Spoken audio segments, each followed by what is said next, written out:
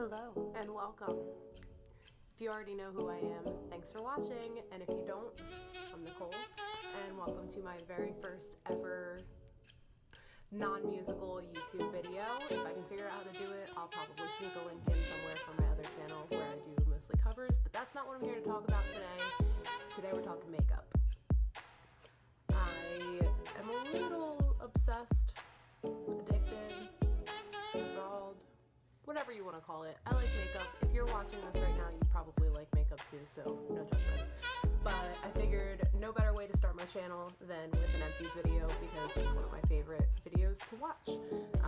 I know first impressions are so popular on YouTube right now, but that doesn't really tell you what you need to know about makeup. Once you've used an entire product, you really know how it performs and how you feel about it, so it's just a little more, a little more thorough as far as I'm concerned. And I have a lot of empties from 2017, so let's just dive in since this video is not an hour long. I'm going to go in order of face application because that just makes sense to me. The first product that I used up in 2017 was this Urban Decay V6 Vitamin Infused Complexion Prep Priming Spray. I liked it, feels nice, smells good. I don't really think it did that much. I would not repurchase. Moving on to the Smashbox Photo Finish Priming Water. Again, I like the idea of a priming spray. I think it feels nice on your skin, especially when you're first starting your makeup routine. But I don't really feel like this did anything, and I, again, would not repurchase. Something that I have repurchased, Professional by Benefit, even though I've only used like deluxe sample and sample sizes. I did go through two, and this stuff lasts forever. I don't use it on my whole face, just my T-zone and like areas where I have visible pores, but it's really good. I'm actually using something else right now that I find is pretty similar, so I haven't repurchased yet, but I probably will in the future, unless I find something cheaper that looks the same. You know what it is. Moving on, sorry about the sniffles, actually. BRB. Really wanted to wait until I was no longer sick to film this video, but we're going on week 3 here, and yeah, I'm kind of waiting. So, sorry, stick with me. For foundations, surprisingly, I went through one full size and one sample size. I use foundation every day. I pretty much do a full face every day, but I have so many of them that it's pretty rare for me to use them up. So this is the L'Oreal True Match Lumi Cushion Foundation in the shade C3. I loved this in the summer.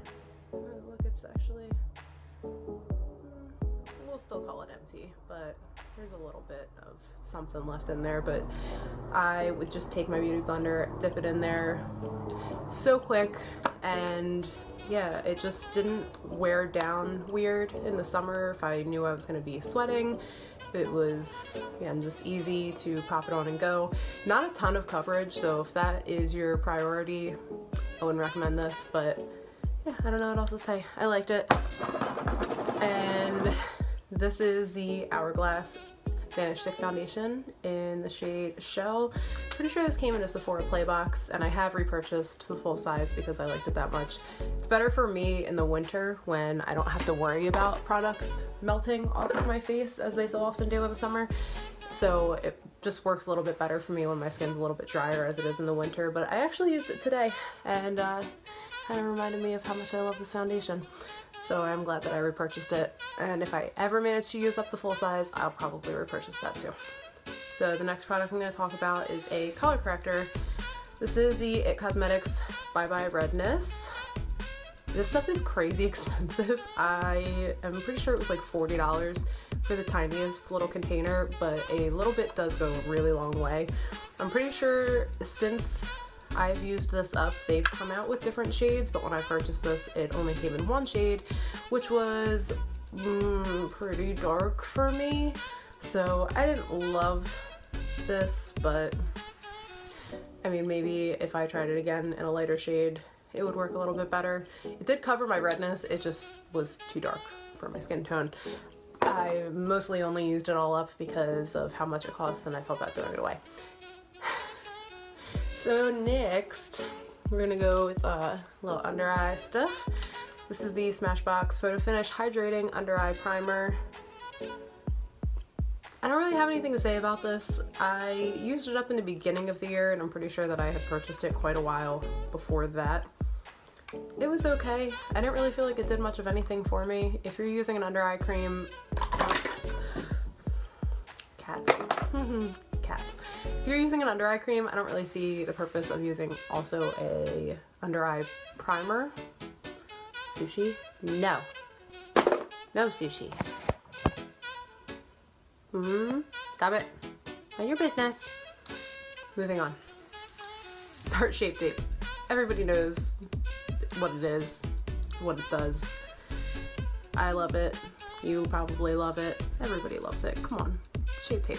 I tried to get the stopper out of there. It was kind of a disaster. I used up as much of this product as I possibly could before I threw it away because it really is just like magic. It covers so well, it blends out so nicely. I have no bad things to say about Tarte Shape Tape other than it's kind of expensive, but whatever. It's fine. We also went through an e.l.f. It says no label on it, but Sush, no. Stop it. It says no label on it, so I'm not sure exactly what it's called, but it is the e.l.f. Under Eye Setting HD Powder, something along those lines.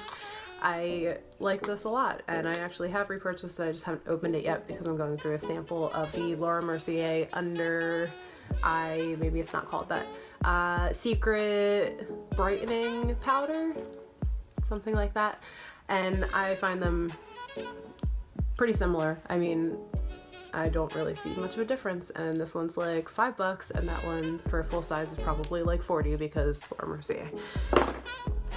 Moving on, for powders, I have this e.l.f. Perfect Finish HD powder. This was a pressed powder. I like this a lot for mattifying, and also, you know, it was white, so it didn't come off white on the face, but if you went a little too heavy with your contour blush, just trying to even things out a little bit. This is my cat Sushi, and she wants to be a part of the video. Bye! Anyway, moving on. I like this. I think I did actually repurchase this, and it's another one that I just haven't opened yet because the tendency when I am like, oh, I'm gonna use this up soon, let me go to the store and buy some more. And then it ends up lasting another month instead of another week like I think it will, and I forget that I've already repurchased it and I go and buy something else. Consumerism is great. Next, we have the Laura Mercier. This is a deluxe sample size, I'm pretty sure, of the translucent setting powder. Again, you know what it is, you know what it does. Everybody loves this stuff, and for good reason. It really does give your face like such a beautiful, flawless finish. It's nice for baking. It's nice just to dust on the face, feel real nice and finished, I guess. I don't really know. I like it. However, it's like $38 for the full size, I'm pretty sure, and I don't know if I like it that much. I have a still mostly full container of Coty Airspun powder that will probably last me like another 2 years or until it expires, and I don't think it's that much better to want to spend $40 on it. So will I repurchase? Unlikely, but who knows. I do crazy things sometimes, so we'll see. Moving along, Matte Fix Plus. I have a full size, and then I think this was deluxe sample I purchased from them in the coconut scent, which I liked a lot, and I have since repurchased the coconut as well as just the regular because this stuff is great. This is another thing that gets talked to death, so most of you probably already know everything there is to know about it, but it just melts your makeup into your face, into your skin, makes it look natural, or as natural as you could possibly look once you've erased your entire face and painted it back on. I don't know what else to say about it. It smells nice, it feels good, I like it. Setting sprays. I have two from Urban Decay. We've got the Urban Decay All Nighter and the Urban Decay Deslick, which I got when I was struggling a lot more with oil control, which is something that I've kind of got a handle on now that I've really learned more about skincare and have been taking better care of my skin. So I can't really speak to this too much. I do feel like it made somewhat of a difference when my skin was more oily, but this was only, you know, the deluxe sample size, so I didn't use it every day. It was just kind of like a here and there thing. Would I repurchase it? Probably not.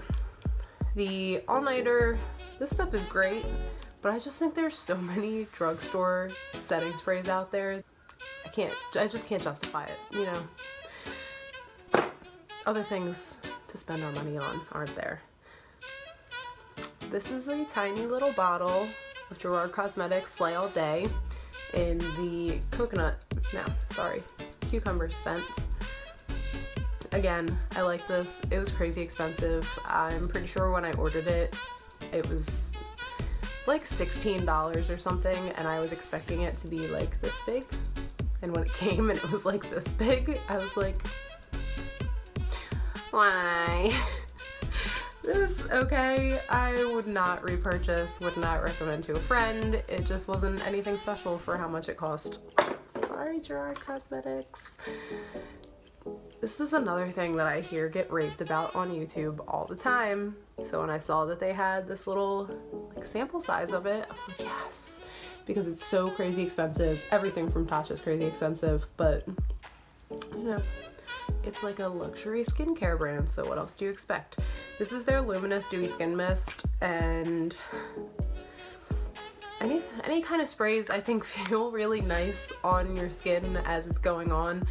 This I didn't really think did anything for me. I would spray this all over my face and like look in the mirror before I went out and be like, yes, I like it. But like 20 minutes later, everything had kind of dried down and I didn't feel like it looked any different than literally anything else that I've showed you or anything else that you could spray on your face. It just, not worth it. Not worth the hype. Sorry, Tatcha. I'm going there. I don't think it's worth it. We're gonna move on to some powdered face products. This is one of my favorites and I will definitely repurchase, but I currently own probably like way too many contour palettes that I need to slim down the collection a little bit before I repurchase this one. But this was their Bronze Booster Matte Sculpting Palette. It had like a beige-ish highlight shade, a contour shade, and a bronzing shade. Full disclosure, the bronzing shade actually shattered when I dropped this palette, so I think I had already hit pan on it by that point, but did not get to finish it, sadly. I just love the contour shade in this. If I could repurchase just the contour shade, I'd be good to go. I would buy 100 of them. I'd never contour with anything else as long as I lived because it was so natural and just the perfect shade for me. But I did not mind the other two shades. The bronzing shade was nice. The highlight shade wasn't much of a highlighter for me as I'm pretty fair, but I liked it and I would use it to set under my eyes occasionally. Not a bad product. I have two HD blushes from NYX. This is Amber. This is Nude Tude. I really like these blushes. I mean, they're super powdery and there's a lot of kick up, as you can probably tell, because blushes are not easy to pan, so going through two of them in a year is actually kind of impressive as far as I'm concerned. But Amber was like my daily blush for a long time, and Nude Tude was really nice in the summer when I had a little bit of tan and I just wanted something kind of like neutral. I don't know. I liked it. Oh, I missed the setting spray. The Kat Von D Lock-It Setting Spray. I actually really did like this, but again, there's so many good setting sprays at the drugstore. I cannot justify going back and paying like $30 to $40 for this when I know that I can get the Milani Make It Last for like $8 and it works just as well. Sorry, Kat Von D, love you. I'm not gonna buy it again though. We're gonna go on to eyes. First thing I have to talk about is the Smashbox Photo Finish Lip Primer. Lid primer is one of those things that I used for a long time, and then one day I ran out of this and I was like, I'm not gonna buy another lid primer. And I stopped using it and started just using concealer and sometimes a little bit of face primer on my lids, and it works just as well, and I will never buy another lid primer again. Except for glitter primer. But that's a different story. I don't have one of those to talk about. Eyeliners, I do have 4. We've got 2 drugstore and 2 high-end. I'm gonna start with the drugstore. My first one is the NYX Collection Noir Liquid Black Liner. This one has like a brush tip. Oh god, it looks so gross and clumpy. This is old, but I liked this while I was using it. I don't know that I would buy it again because of another product that I'm going to talk about in a minute. This is the NYX Colored Felt Tip Liner in brown, and I don't even know if I can honestly tell you that I used this up or if it really just dried out, because I don't feel like I used it a ton. It just stopped working. So would I repurchase this? No, probably not. This is my new current Holy Grail liner. This is the MAC brushstroke liner eyeliner in brush black, and it's got the same kind of like brush tip that the Kat Von D tattoo liner has, and the formula in my opinion is just a little bit better. I do actually have 2 of the aforementioned Kat Von D tattoo liners. I don't know where the other one went, but you can't even see the writing on it anyway. I kept it in my purse and it was just totally black. But yeah, I like the formula so much better on the MAC one that I won't go back to the Kat Von D one. I felt like the Kat Von D liner, pretty early on into opening a new one, I would start to have issues with skipping, or if I was trying to go back over something, it would start taking it off. I've never ever had that problem with the MAC one. Suck it. We're gonna just power through mascaras here because I have so many of them and there's not enough that I can say about most mascaras. I either just like them or I don't. The first one's actually a mascara primer. This is the Urban Decay Subversion Lash Primer. I hate lash primer. I'm not using that crap anymore. I will never buy another lash primer. I don't see any reason for it. It's just so unnecessary. No. Moving on to drugstore, I have the CoverGirl Supersizer. I actually really like this, and I really liked it layered over other mascaras that I liked less. It made them feel more usable. So this is something, once I get through like the 7 open mascaras in my drawer right now, I probably will eventually repurchase this. I enjoyed it a lot and would recommend it to a friend. The L'Oreal Lash Paradise. People are obsessed with this. I get it and I don't. I really liked it when I first bought it. I used it pretty much daily for like the first month, and then things started to go downhill and it started to act a lot more like the mascara that the packaging makes it look a lot like, if you know what I'm talking about. Clumpy and flaky and just pretty much unusable. A lot of people have mentioned that it seems to have like a 1-month shelf life. It is drugstore, so it's not like you're spending a ton of money on it, but I don't want to go back to the store to buy a new mascara or the same new mascara every month. I'm good. I'd rather try something different. So no more Lash Paradise for me. These are all sample sizes that I used up throughout the year. We have a Bobbi Brown eye-opening mascara in black that I'm pretty sure came from a Sephora Play box. For how small this is, that's the most gigantic brush I think I've ever seen on a sample mascara. This thing was like ridiculously hard to apply because of how short the applicator is. So maybe the full size is easier to use, but just based on the sample alone, I would never purchase this. Then we have Tarte's Tartist mascara. I like Tarte mascaras quite a bit. I find that they wear well, they make my lashes look nice. I don't know what else to say about this. I liked it. Again, cats, sorry. Moving on to another Tarte sample of the Lifted mascara. This doesn't have a name on it as far as color goes, but this is brown. I initially thought it was black. It's definitely not. I did say I like Tarte mascaras. This one was not my favorite. I just didn't feel like it really did that much for my lashes at all. Then we have the Benefit They're Real mascara. This is another brown mascara. I'm not sure where I even got this. Probably a sample from Ulta with purchase or something like that. But as far as a brown mascara goes, which is not something I use very often, but if I'm going for like no makeup, I like this. I probably would purchase full size of this at some point. It was nice. It wasn't anything crazy, but like I said, if I want to do no makeup, I don't want anything crazy. Anyway, then we have the MAC False Lashes Extreme Black mascara. Can you see? Can you read? Come on and focus, whatever. This stuff was nice. I would maybe purchase a full size of this. I like the applicator. I like the product itself. I thought it was nice. Just made my lashes look pretty.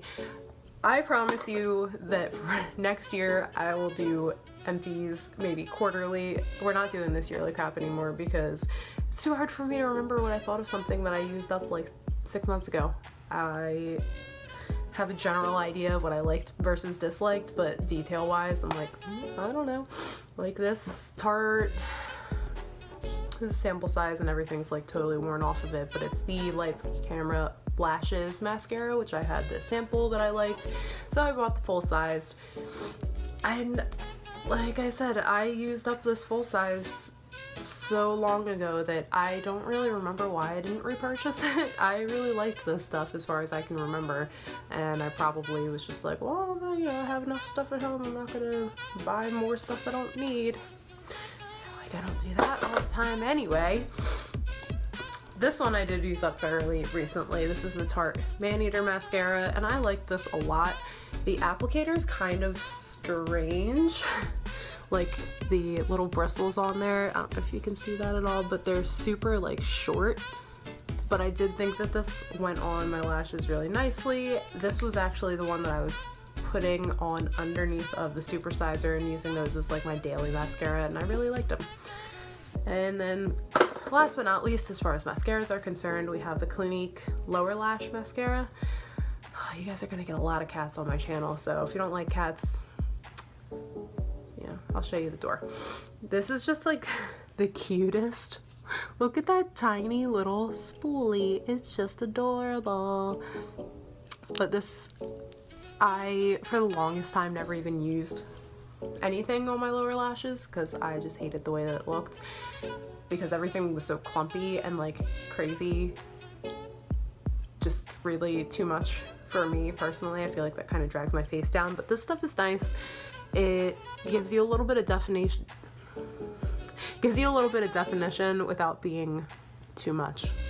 So, and it's like less than $10, so I have repurchased and am currently using the one that I've repurchased.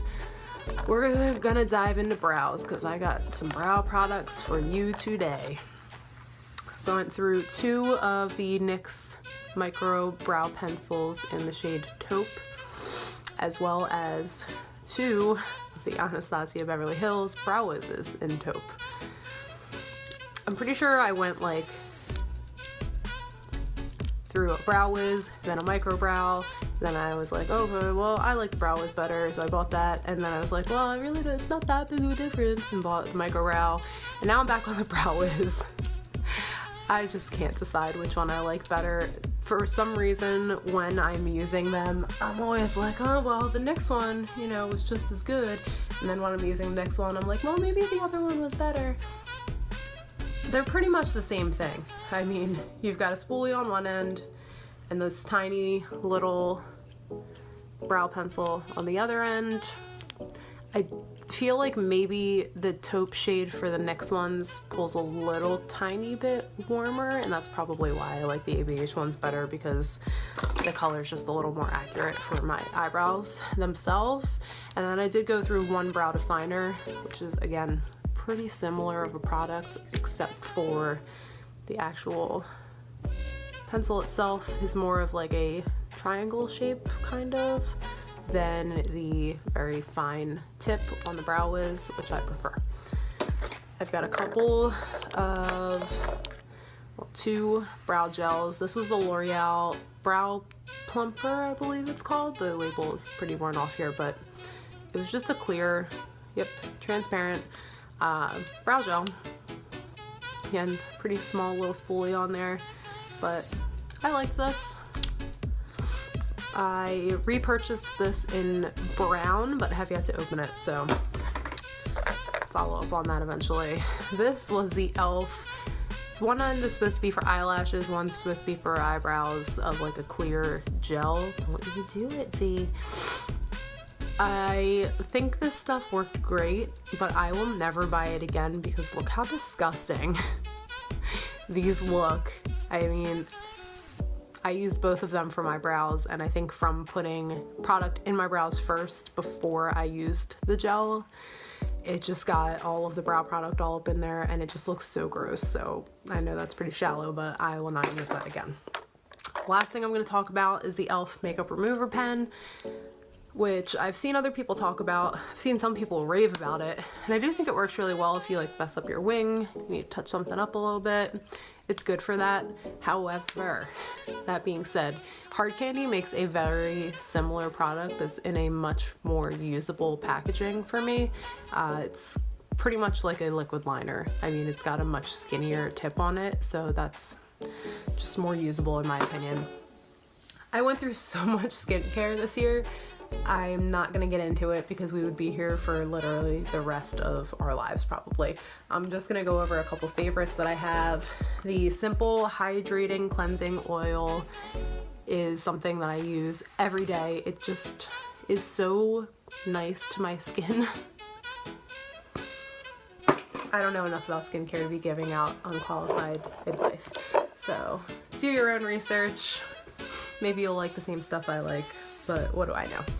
This is the Belief True Cream Aqua Bomb. I really liked this. I've repurchased it. It has a really nice, clean, like almost citrusy, but not really, just really light fragrance to it, and it feels so good when you put it on your skin. It's like the best part of your day. It just feels like, essentially it feels like it blends away to water, but like, I don't know, I just love it. And last but not least, I have the Ulta Beauty Brush and Sponge Cleanser. I've gone through like 6 bottles of this stuff. It's so great. I just spray it on my beauty sponge and kind of just like work it in with my thumbs over anything that's stained, squeeze it all out, and they are good to go. Like, this is the only thing that I use to clean my beauty sponges, and it works so well. So that's it. I think that's all I've got for the year. Let me know if any of these are favorites of yours or things that you used up in 2017 that were your favorites. I'd love to hear from you guys, and I'll see you next time.